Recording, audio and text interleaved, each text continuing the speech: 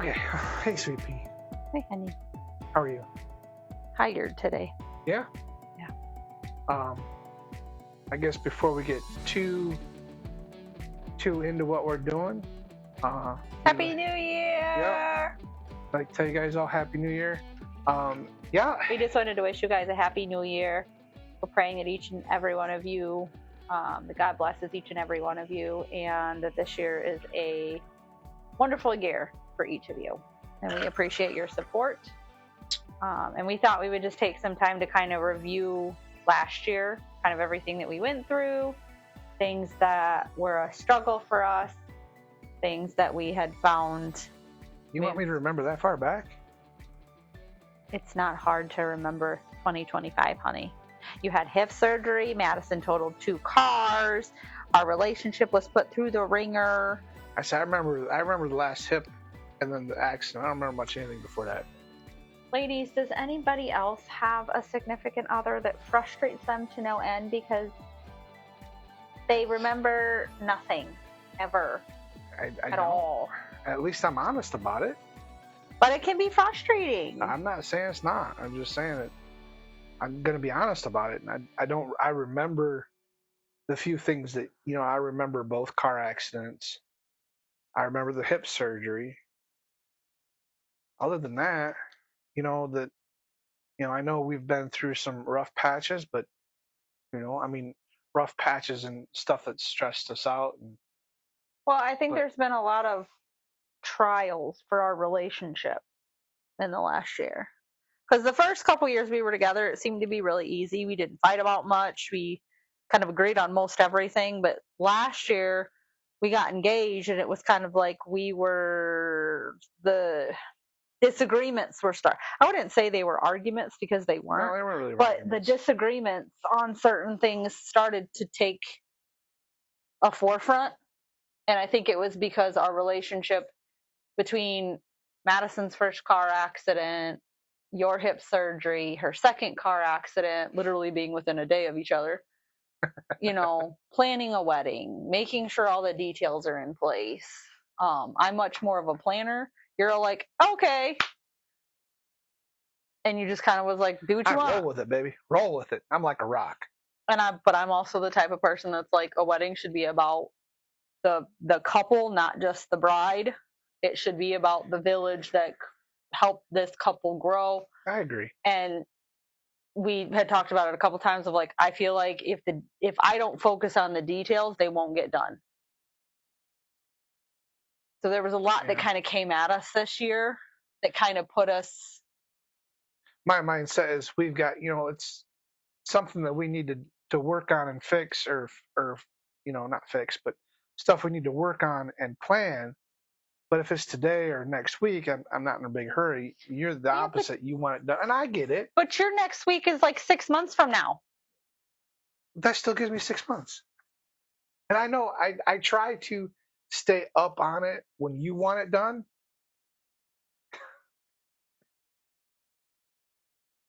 Do you see my frustration? I love this man, but he's irritating. I'm going to try to stay to your timeline as best I can. But it's just something I don't feel like I need to do it right this minute. When you say, hey, I need you to do this, I need you to work on this, I try to stay on task because I know it's important to you. But it's not just you, but getting it done early like you want it is important to you. Like you getting me stamps to send out to save the dates? Okay, I honestly forgot about that one yesterday. That's really my point. But you had told me you'd ordered stamps. Sweetheart, I literally put the entire guest list together. Hey, I helped with that. Got the save the dates, all put in the envelopes, all ready to be signed, sealed, delivered. I got the name things done, the address labels done. All I ask you to do is reach out, which I really appreciate because you did, is to reach out to get the people who you were closer to, get their addresses so we could send it. And you did a lot of it within the first 10 minutes, which I was appreciative. Yeah, and then I said, hey, half-hour, but yeah. It's New Year's Eve. Can you please make sure you go and get the stamps from the post office? And it completely while I'm at work. I get off work and I'm like, well, he probably forgot. Let's just go down to the post office.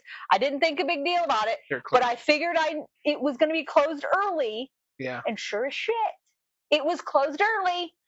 And so I literally got frustrated because I'm like, all I asked you to do out of this whole process was to get addresses, which you did, and go and get some stamps so we could send them out.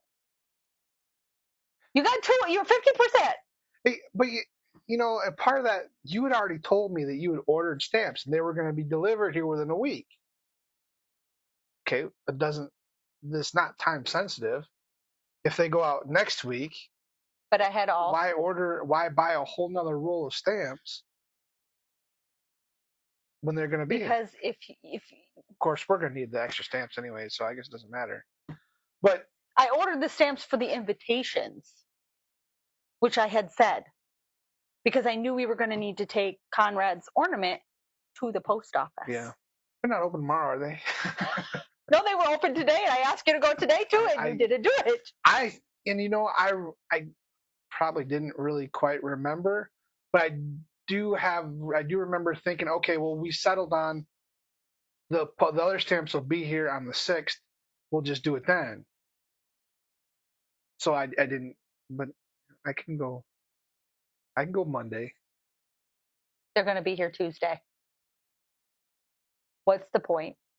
I'll just order some more, and then we'll get the wedding invitations. See, that was my whole plan. Okay, it's not funny because it does get quite annoying when you have to constantly remind your man friend. What? And you're gonna have to remind me a lot because I don't.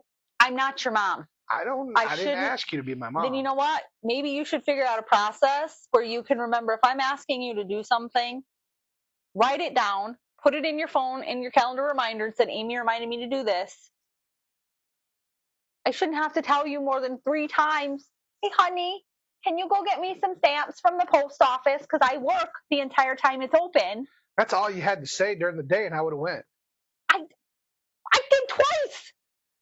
And you forgot twice. No, but you said tomorrow. Go tomorrow. By tomorrow came, I forgot. But if you'd have said something at 9:30, 11 o'clock, I would have. How old are you? 5. Times like 100. Hey, that would be 500. I'm not that old. Although sometimes I feel like it. My point is you are old enough to remember if I've asked you to go. God, that dog smells bad. I think the same thing, Bucky. Thank you for your sentiment.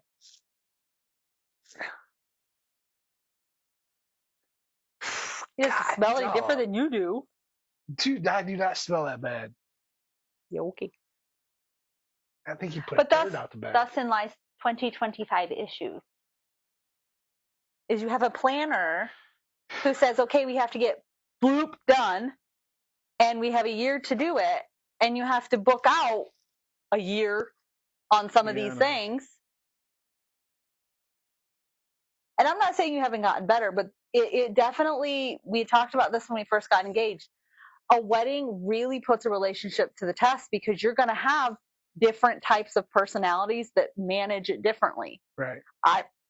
I manage it differently than you do, and it can be very frustrating because I'm like, okay, this is an important event. We need to make sure that our ducks are in a row.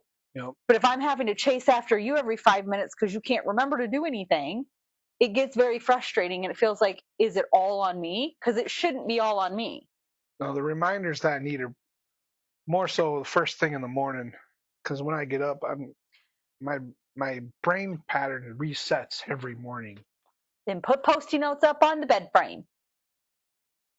The night before, have a Post-it note and a pen on your nightstand and say, boom, boom, boom, boom. The frustration is that you are not finding a way to ensure I don't feel the way I feel. I'm now having to take responsibility of you feeling the way that you feel. When I'm simply asking for a small favor, not asking you to go cure cancer, simply ask you to get me some stamps. So this is just the frustration. I'm like, find a way to remind yourself. You don't want to be nagging at you. Because I am the type of person, I will get to the point where I'll say, it clearly isn't important to you. I'll just do it myself. Thusson causes the resentment and me to feel like, does he even really want this? Is it really important to him if he can't remember it? Well, there are sometimes we have conversations and I think that's stuck to a certain thing, and then it comes back up like, no, it was never said. Like, you said you'd ordered the stamps, so I didn't even think twice about it because you said you ordered the stamps. So no, it didn't stay at the top of my brain because you told me you ordered the stamps. You said I just ordered the stamps, have them sent to the house. Okay, cool. That's what I thought the plan was. Okay, but that's So, part of the problem is you're hearing about half what I'm saying. I said I ordered extra stamps for the wedding invitations. well, okay. Save the date invitation. I'd classify it as the same thing. I understand that, which is part of the reason I find it funny, but it also is very frustrating. Honestly, I don't really understand what's the difference. Why not just send the invitation? Because save the date? The save the date is a heads up that, hey, a wedding invitation is coming with an RSVP so that they know, hey, I'm going to be expecting this in the next couple months so that I can RSVP, because by that point they should know. And the save the dates are really to kind of help the people that are invited to have even further of a heads up to say something's going on this date, don't plan a vacation. I don't know. I don't understand why you have to send two. It's a courtesy. I get it. Like I said, I don't think like everybody else. I think an invitation is an invitation. They just have two invitations. They have one's called save the date and the invitation. Same thing. Honestly. Usually the wedding invitation includes like, do you want chicken or beef? Or can you RSVP the amount of people you're bringing? A save the date's just a quick, hey, we're getting married this day. Further details to follow. Yeah, I understand it. Logically, I understand it. You just can't manage to get the stamps for it? No, I can get stamps for it. I can get them Monday. They're coming Tuesday now. There's no point. Well, you can use those for the second invitations. I'll order more. Especially if you might have to use the trailer to go over to your daughter's. Yeah, I don't see that. That's Tuesday. Anyway, 6th. I can go Monday and get stamps. If you walk in this house Monday with stamps, I will throw a mother effing fit. Why? Because I'm gonna wear my chicken shirt that Maddie got me. I'm gonna come downstairs and run my finger and say, hey, I didn't forget. Have the whole roll around my finger. Like, look. Then you better have two. 2 rolls? 2 rolls. That's a lot of stamps. Because you got a roll coming on the Tuesday. 2 rolls. You have 2 rolls coming. Yeah. Dude, that's like 400 stamps. Yeah. You do realize we're going to have to send thank you cards after the wedding, right? Oh, no, we're going to have them all. They'll just hand them out as people walk out. How impersonal. No, it's very personal. It's face to face. Thank you. Thank you. Hey, we really appreciate you coming. And thank you very much. Here's our cards. So you can read on the way home. No, we open gifts when we get home and we thank them personally for the item they give us. Just being goofy. Just being goofy. I want to pull my hair out. I love this man, but I want to pull my hair out. I get her all stressed out, and then before she says I do, just make sure she still says I do. You know, a partner is supposed to take care of their significant other, not stress them out. While you're stressed, I'll put your head on my shoulder and I'll cuddle you and I'm comfort not a baby. You as much as I possibly can. Say it'll get better. All the while you're causing the stress. I'm so sorry. I'm the bane of the stress monster. Bane of your existence. You're not the bane of my existence. You're not my ex-husband. Just kidding. Totally kidding. I love you, but it is frustrating. Oh, I'm sure. And I don't mean to do it on purpose. I know you don't. And that's why we work. Because while I am frustrated, I can express to you, I am frustrated. And you don't just say, well, it's your issue. You wanted to get the save the dates, send them out. Figure it out. we're both very receptive to saying, okay, this is frustrating my person. Aside from the whole reminding me, you're generally good about how can I help fix it? What can we do to make sure that neither one of us feel this way again? That's what I mean by like 2025. Yeah. It caused us to have more of those conversations. And I mean, all in all, it's a funny conversation because it's over stupid stamps. Like I can go at any point. I mean, to be honest, I can't go at any point because I work the hours that they're open aside from Saturdays. Yeah, but I'm here. There's nothing that says, hey, by the way, we need this and this and this for the house. You mind swing the stamps on the way back? Do you know what makes me laugh even more about that though? We've been out twice and we could have got stamps at both locations and didn't. Well, there's that, but also you have been begging for things to do because you're bored. And I'm like, I gave you something to do and you still didn't do it. I'm not doing anything. I'm being lazy. I'm like, well, here's something you can do. Oh, I forgot. I'm trying to help you not be bored. It's hysterical to me. It really is. It's not what I want to do, though. So you just forget it. No. Just being goofy. Well, if we had those socket boppets, man, I'm telling you. Be throwing down. Let me get my mouth guard and hockey helmet.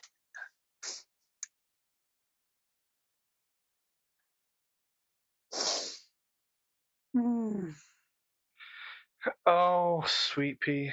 So what else do we have going 2025?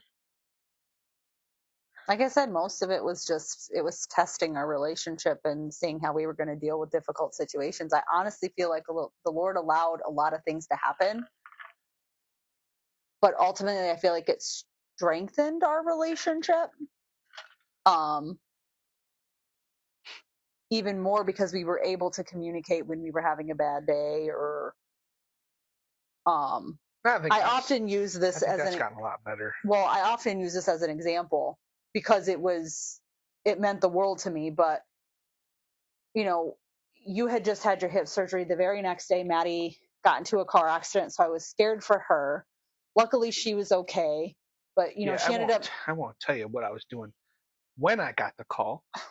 Well, and she came home in a cast, so we went from 3 drivers down to 1 driver, and I had to figure out how to do everything. And my mom, being the amazing mom that she is, came over and helped us for a couple weeks, cooking dinner so that I was able to take people where they had to go. And it was just a lot all at one time. And I remember coming home after with Maddie. We went to bed that night and I laid down and I was just overwhelmed and I was in tears. And I said, are you sure you want to marry me? Like, this is a lot. This is a lot for a person to take on. Yep. A woman and 4 kids and all the stuff that entails. At that point, it was like six kids. It was the 4 kids, myself, and the 2 dogs. Well, it was a lot. Well, you already had the dog, but yeah. But I mean, you were having to take care of most of all of it because I had to do everything. I had to do the dishes, clean the entire house.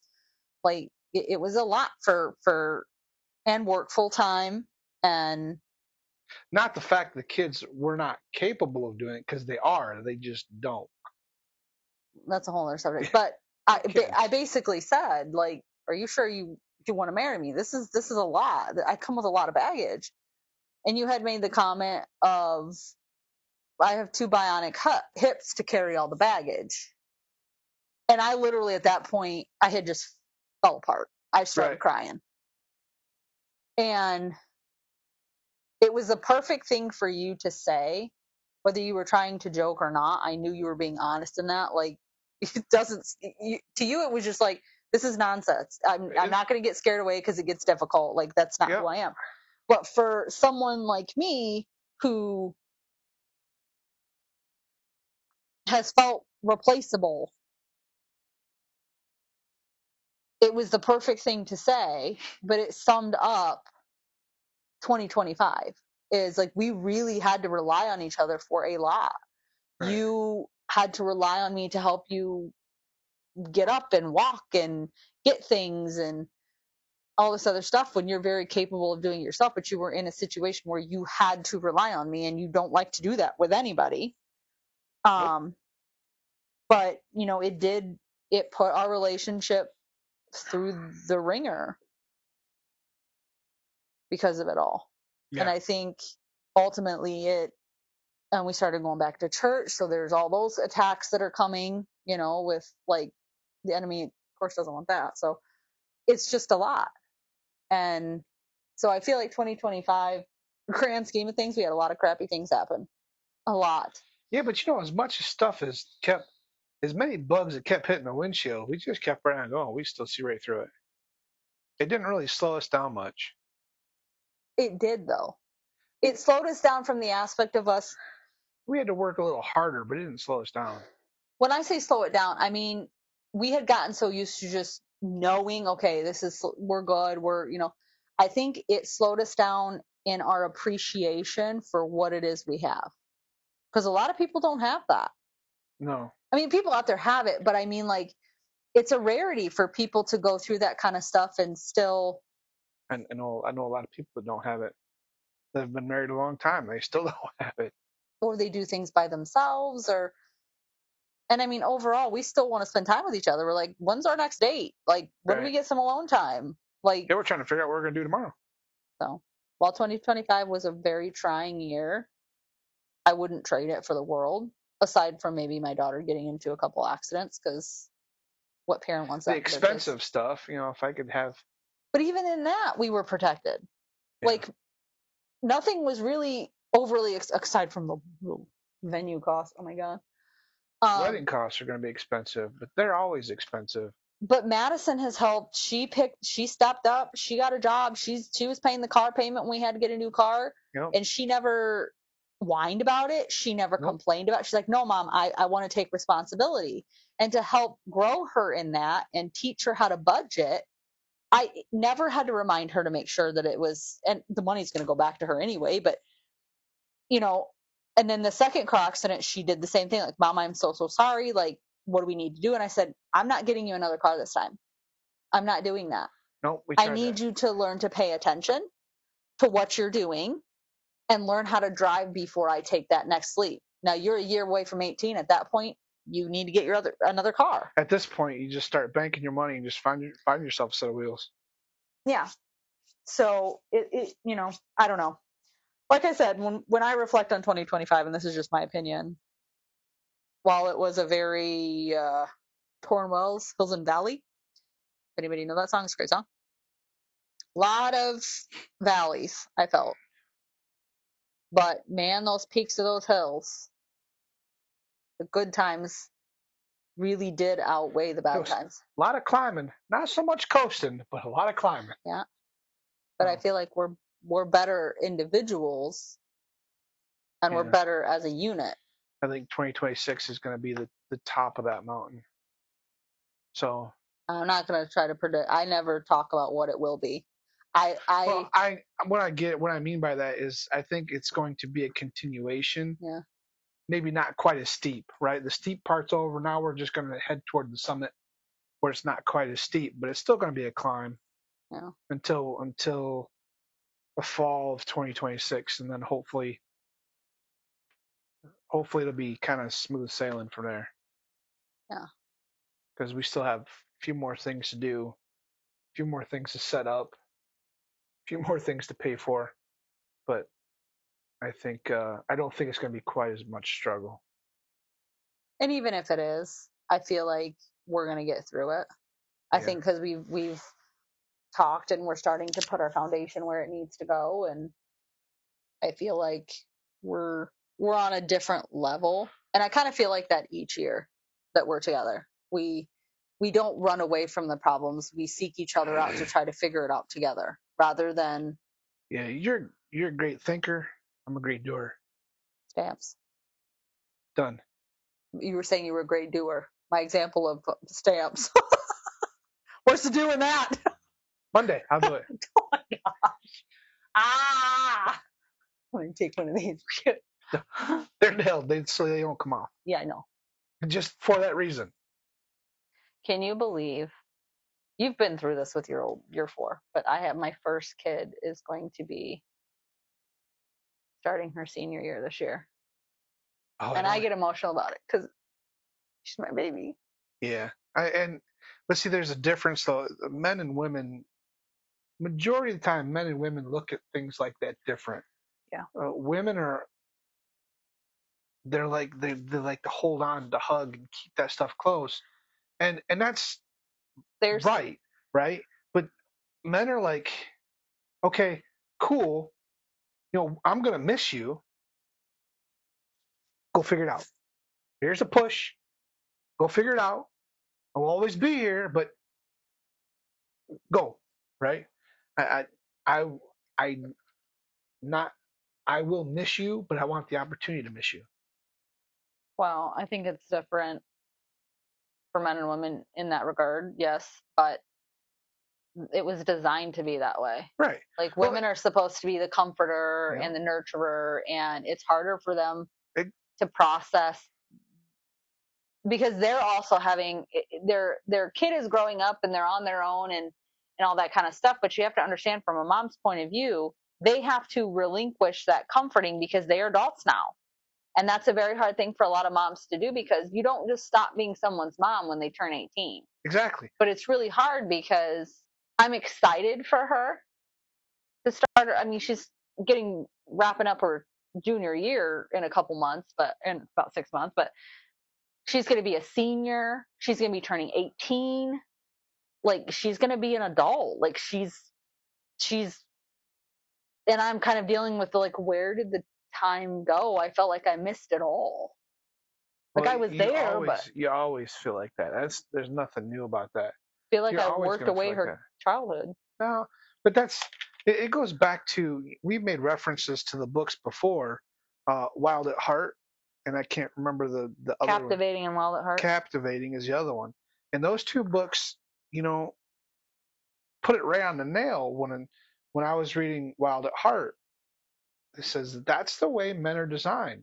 Like, you know, I want you to be able to do it on your own, but the only way you're going to do it is to do it. Go out into the world and do it. Do it. I'll be here to catch you. I'm just not going to hold your hand. You're going to trip. You're going to fall on your face. I'm going to laugh at you, and then I'm going to help you up, brush off your stuff, and tell you to go do it again. Because that's kind of the way men work. That's the way we're designed. And I think I agree with that, and I'm excited for her to do that. But the problem, besides, we have plans for her room already. well, I don't think she's going to move out right when right when she graduates anyway, because she wants to save money. She's smartish. She's learning. She doesn't want to save money. She just doesn't have to spend for everything on her own. Because she knows how expensive it is. Well, because we've showed her that. Coached her on like, listen, you're welcome to stay here until you get through college, get a good job. Because I don't want her to end up where she's struggling and she has to move back home. I want her to feel like she has enough time to prepare. If a kid struggles, the kid's had a higher rate of failure. Yep. And if the kid fails, so does the parent. Now, we were talking about this. Parents often bail their kids out.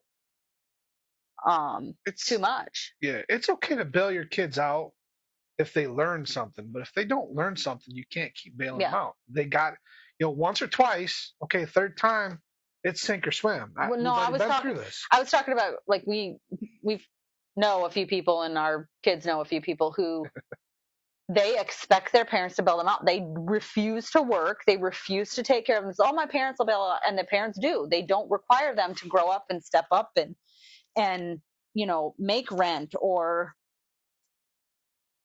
blah blah blah.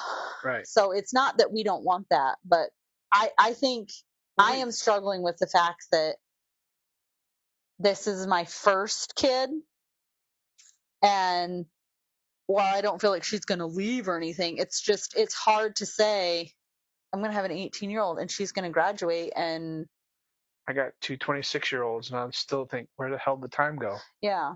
And I think for me, I will always struggle with, did I do enough? Did I teach him enough? I think every parent's going to go through that. Even I, from time to time, the majority of my kids are doing far, far better than I ever thought they ever would. But even at that, I'll still catch myself thinking, man, if I'd only taught them this one thing that one time, They could have been farther ahead than they are now. I don't think so. I mean, I could have done. We just have to trust that our teachers. I could have done so much things so much better when the kids were growing up, but I didn't. But they wouldn't be who they are. Yeah, for one reason or another, that's not what happened. Yeah.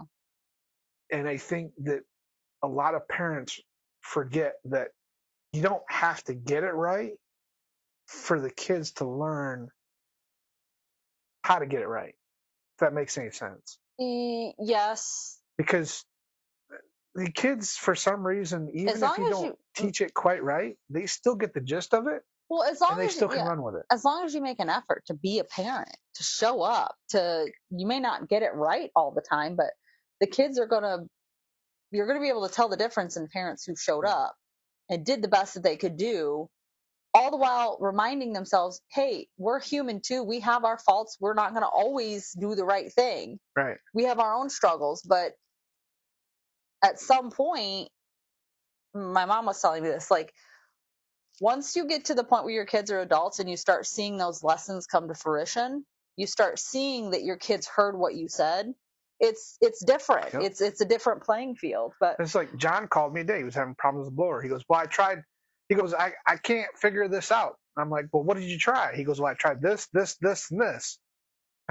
He says, well, hell, what do you think I was going to tell you to do? Yeah. Everything that I would have told him where to start, what to look at, he'd already done.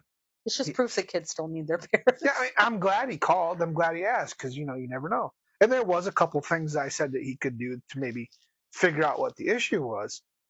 But the majority, he'd already nailed it down to one thing. Yeah. Right? And that just goes to show that I may not have done everything the way I should have did it, but the way I did it worked. So all in all, the kids are all great human beings, and it's gonna be an interesting but fall 2026 through spring of 2028 is going to be a lot of changes in the household. The fall of 26, to the spring of 2028 when Kayla graduates, because it's back to back. It's going to be farther than that, because when Kayla graduates, you're going to have the other two coming right up behind her. It's going to be about 4 years before. No, it's going to be.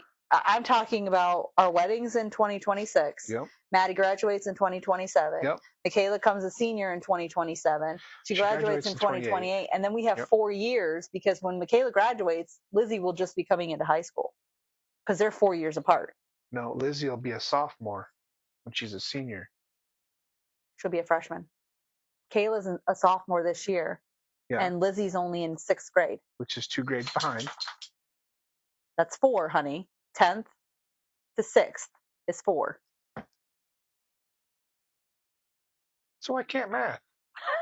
Went to a public school. Cut me some slack. You need to go back to high school. Oh, please don't. Or maybe elementary school.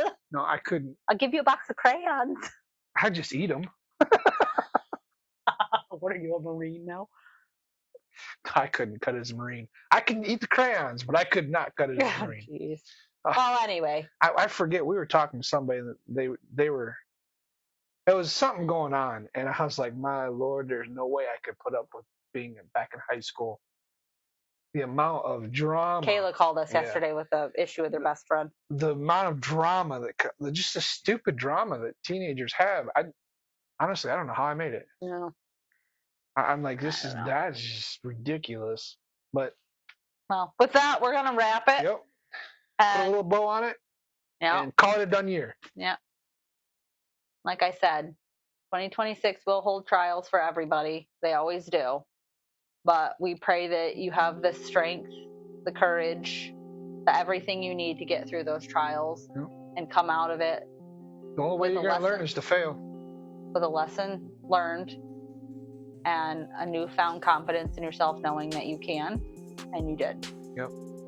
The only way you're going to learn is to fail. And the only way to stop failure is to learn. Yep. Keep trying. We love you guys. Yep. So we wish you a very, very happy new year. And you want to start your year off with subscribing, liking, following, sharing. Share it to everybody. We appreciate it. The more people that see it, the more responses that we can get back. and the more that we know that we're doing what we can do to make A the difference. channel the better. Yeah. Any comments, questions, thoughts, Shares. anything like that you want to talk to us about? You can email it to us at happyhouseholdpodcast@gmail.com. Or send us a message on Facebook Yep, you can send it or that way too. Instagram. Yep. Either one of our personal ones too. They're attached, so you can always do that as well. Yep. But with that, we're gonna sign off for the evening, and we're gonna have a weekend of just the two of us until Sunday at 12 p.m. when we pick up the kids. Yep. Stress free. Sure. Until that, with that said, until next time. Bye.